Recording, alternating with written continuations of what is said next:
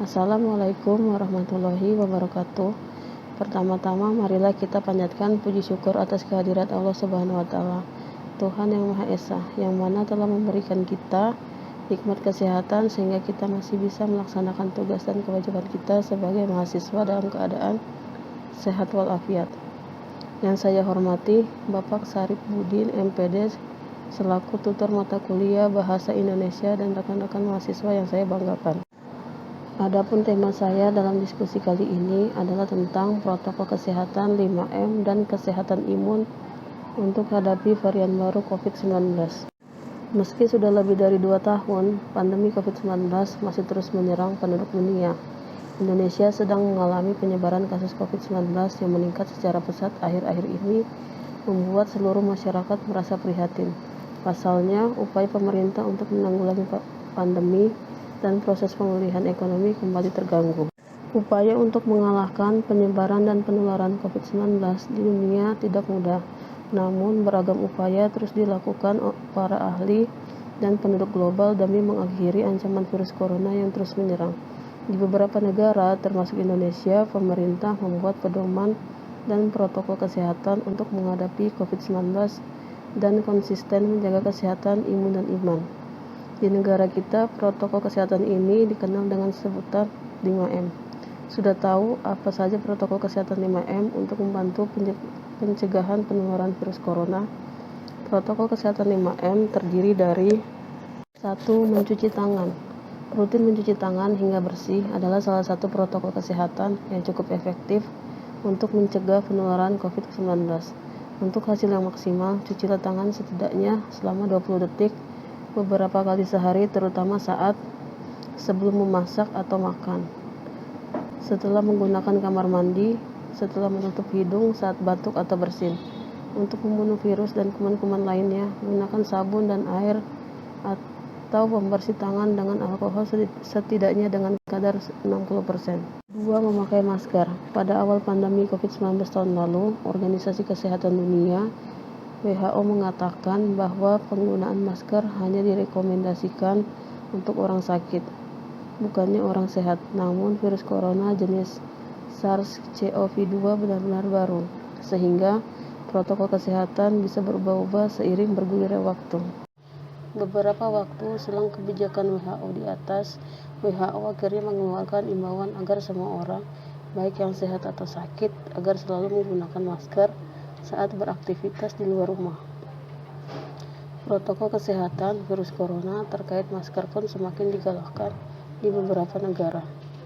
Di Amerika Serikat, Centers for Disease Control and Prevention (CDC) memperbarui pedoman terkait penggunaan masker. CDC menghimbau masyarakat Amerika Serikat harus memakai masker meski berada di dalam rumah pada kondisi tertentu. Menurut CDC, penggunaan masker di dalam rumah perlu dilakukan ketika terdapat anggota keluarga yang terinfeksi COVID-19, terdapat anggota keluarga yang berpotensi terkena COVID-19 karena aktivitas di luar rumah, merasa terjangkit atau mengalami gejala COVID-19, ruangan sempit, tidak bisa menjaga jarak minimal 2 meter. 3. Menjaga jarak. Protokol kesehatan lainnya yang perlu dipatuhi adalah menjaga jarak. Protokol kesehatan ini dimuat dalam keputusan Menteri Kesehatan Republik Indonesia dalam protokol kesehatan bagi masyarakat di tempat dan fasilitas umum dalam rangka pencegahan dan pengendalian COVID-19.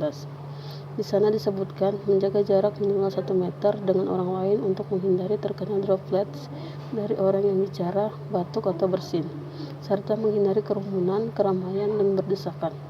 Bila tidak memungkinkan melakukan jaga jarak, maka dapat dilakukan berbagai rekayasa administrasi dan teknis lainnya.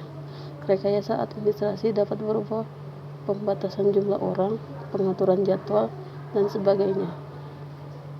Sedangkan rekayasa teknis antara lain dapat berupa pembuatan partisi, pengaturan jalur masuk dan keluar, dan lain sebagainya. 4. Menjauhi kerumunan. Selain 3 hal di atas, Menjauhi kerumunan merupakan protokol kesehatan yang juga harus dilakukan.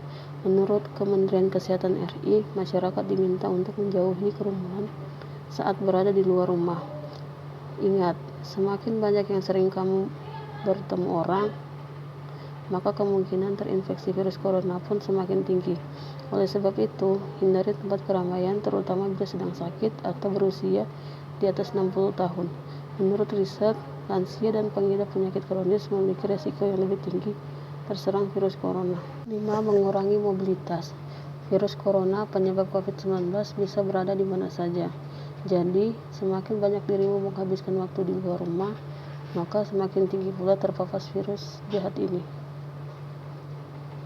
Oleh sebab itu, bila tidak ada keperluan yang mendesak, tetaplah berada di rumah. Menurut Kementerian Kesehatan, meski sehat dan tidak ada gejala penyakit, belum tentu dirimu pulang ke rumah dengan keadaan yang masih sama. Pasalnya, virus corona dapat menyebar dan menginfeksi seseorang dengan cepat. Selain itu, diharapkan seluruh masyarakat ikut mendukung program vaksinasi dengan mengikuti vaksinasi yang ada. Vaksinasi berfungsi menciptakan imunitas tubuh sehingga mampu melawan infeksi virus penyebab COVID-19. Dengan imunitas yang terbentuk, maka seseorang tidak akan jatuh pada kesakitan yang parah dan pada gilirannya menurunkan angka kematian. Penerapan protokol kesehatan selama pandemi akan memutus mata rantai COVID-19 antar sesama di lingkungan kita, karena mencegah lebih baik daripada mengobati.